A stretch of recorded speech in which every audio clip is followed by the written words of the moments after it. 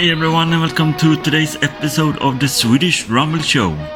Today we will be breaking down Erik ten Hag's transfer strategy, and we will be doing it by looking at where we are on the pitch, the positions that must be improved, and the resources that can be expected to be available for Erik ten Hag to fill those positions. And not only this summer, but in the coming seasons, because that is surely what the club is doing. This is important to be able to understand what the club is doing right now and not doing, and to be able to predict what the club will do down the road. One example, we all know that we are weak at the striker position right now. Someone like Marcus Thuram was available on a free transfer earlier this summer. Why didn't we sign him? Surely he would have helped us this season. But the issue here is that signing someone like Marcus Thuram is not a 1-year commitment, it's a 5-year commitment. If we assume that Erik ten Hag wants a marquee striker, like Harry Kane, to which Højlund can be the understudy, and is told that we cannot afford that player this summer, but next summer we might have the resources to do it. Signing Marcus Thuram this summer would more or less block a signing like that next summer. And we can assume that similar consideration is taken in relation to all signings and all positions on the squad. So creating a transfer strategy becomes quite the puzzle. And our job today is to decipher that strategy. So to understand what we are doing this transfer window, we must look at what the long-term transfer plans are for the club. And I think that is both pretty clear and very interesting. This is how I view our depth chart right now. The players that I am convinced of that Erik ten Hag wants to have as part of his squad for several seasons to come. Players like Maguire and McTominay and the likes are not included. So we have Shaw and Malaysia at left back, Martinez and Lindelöf at left centre back, Varane at right centre back. We have Aaron Wan-Bissaka and Dalot of course at right back, Casemiro at central defensive midfielder, Onana in goal of course, Mount as a number 8. We have Bruno as a number 10. Eriksson is in there and will sub for I think both Bruno and Mount this season. We have Rashford and Garnacho of course at left wing.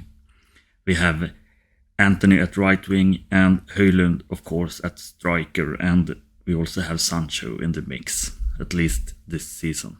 I think it's easy to see what Erik ten Hag have done here this summer, which positions that have been prioritized. All 3 signings made have stepped right into the starting 11. The signings not made are the signings that would have become more or less backups to the players we currently have, like Kim Min-jae and any of the DMCs looked at, like Rabiot and company. We focused on and obtained the starters.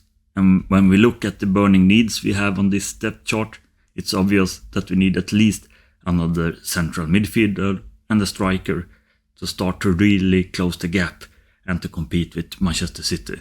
There are also other holes on the squad. We don't have an established backup to Anthony, we don't have an established backup to Bruno, and we don't have a long-term backup to Varane if Maguire isn't it. But I'm convinced that our academy will produce players for Erik ten Hag. From listening to ten Hag, it's obvious that he more or less thinks that Kobbie Mainoo has arrived already. You can't take anything for granted with these kids, but we also got Hannibal Mejbri, who ten Hag really likes, and it's not hard to understand why. Mejbri's engine and energy on the pitch, his ability to cover ground is unique. In combination with that, he got a great right foot, and he can certainly handle a football. He's rough around the edges for sure, but can Mejbri do for ten Hag what Fred did last season? I think Mejbri definitely has potential to do that, at least in the coming season or 2. On the right side, I think it's safe to assume that Amad Diallo is really close to establishing himself as a go-to backup to Anthony. We know that ten Hag will want a left foot there. Diallo started really well in the preseason before getting injured, and as someone who saw Diallo play a good 20-25 games last season for Sunderland, I can vouch for that the Diallo we saw and shown during preseason was a Diallo who wasn't that comfortable and was pretty nervous. He can do a lot better. This kid is a heck of a footballer and has made tremendous progress under Tony Mowbray in Sunderland last season. I think that in a squad with 24 players, at least 2 of the youth knocking on the door right now from the academy will establish themselves over the coming seasons. If we keep working on getting rid of the deadwood, that leaves us with a cost that will impact our earnings in the following manner. The cost for this squad will be approximately 275 to 300 million pounds. How much can we add to this squad? It all depends on our revenue. Here is a breakdown of how we have forecasted it. This forecast is made on the assumption that we will play in the Champions League. Besides that, it is only adjusted for standard and pretty modest growth across money from sponsors, increased ticket prices and so forth. If we break down the increase we expect, it's 3.3% year to year. That is conservative. So what does this translate to on the pitch? If we won't push it and challenge how much we can spend on the FFP provisions, a fair assumption is that we can carry a squad costing us 500 million in the coming 2 seasons. That is 70% of our revenue. It's also a conservative number.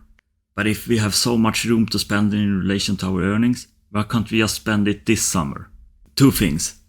When we during the spring-summer of 2024 is reviewed by the Premier League, the review will include our 112 million loss during the 21-22 season. As per 1st July 24, we will no longer carry the weight of that season. The second is cash flow. We have bled cash the last 36 months. Once we produce a better result, this will improve. So next summer, we will have much fewer holes to fill than this summer, and I think we will have much more resources to fill them. This is basically how I think Erik ten Hag is looking at it. I think that he is planning on going for a top signing in the midfield next summer. I think he's going for a top signing at the striker position next summer. And I think we also are likely to bring in another really good centre back. Ultimately, we're a team that is far behind Manchester City right now. So far this transfer window, City has brought in an elite centre back in Guardiola. In the outfield, we have not made any elite signings. We have signed guys that will step into our starting 11, for sure. But we haven't signed the top guys on defense, the top guys in midfield and the top guys for the attack. To close the gap on City, we need to bring in players who are elite at their positions. I think it's quite obvious that the plan has been to solidify the squad this summer and fill the glaring holes it had. But the idea is to add the real quality in the coming off seasons. Given our financials, it is perfectly reasonable to expect us to spend at least 250 to 300 million next summer.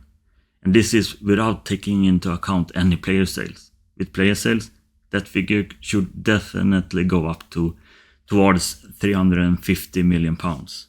And if we assume that we can fill one of the 6 midfield positions with a combination of Kobbie Mainoo, Christian Eriksen, who has 1 year left, and Hannibal Mejbri, and we can assume that either Amad Diallo or Pedestri can become the backup to Anthony, that means that we will have unlimited resources to sign any striker out there, unlimited resources to sign any midfielder out there, and to sign a very capable central defender. So that sounds great, but why is this interesting for the summer window we are in right now? We could still sell Maguire, McTominay and dump Martial and replace them with better players. Yes, that is true. But if we sold McTominay, we couldn't replace him with a record signing. It would be someone like Amrabat. If we sold Maguire, we couldn't replace him with someone elite like Saia Guardiola. It would have to be someone like Pavard. If we dumped Martial, we couldn't afford an Osimhen. It would be someone like Taremi. So let's check if the numbers add up. If we sign 2 players for 150 million each next summer and 1 player for 50 million next summer. Assuming that the bigger signings get 300k a week and the 50 million signing get 150k a week. This is how they would impact our books. The 150 million signings adds up to a little more than 45 million in cost per year. And the 50 million signing would cost us just under 18 million per season. If we add these costs to the squad outlined above, this is what we get.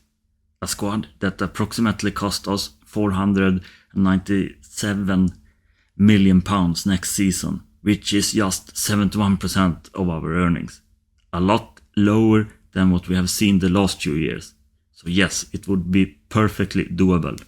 And then say that we keep up going after quality signings rather than quantity signings and build on the squad we got the season after. We could sign a central defender for up to 150 million to take over after Varane and an elite CDM for 150 million. That adds another 91 million in costs for the 25-26 season, and we would precisely meet the target of a squad that costs us 70% of our earnings. So to wrap this up, where are we right now? What can we expect for the rest of this summer transfer window? What will happen in the future? Selling some players on this squad in order to afford cheaper players that would improve us short term is simple.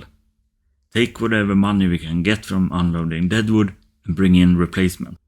But I don't think we are desperate to do that, because how much sense does the type of cheaper replacement we could afford this summer make in the coming 3-4 years?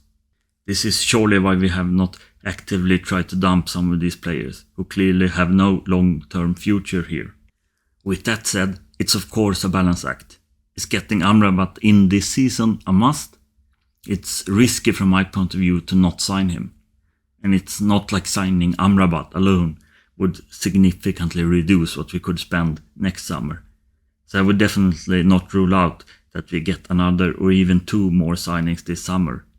But I wouldn't bank on either, and I get the logic from Ten Hag to not desperately go after those type of signings.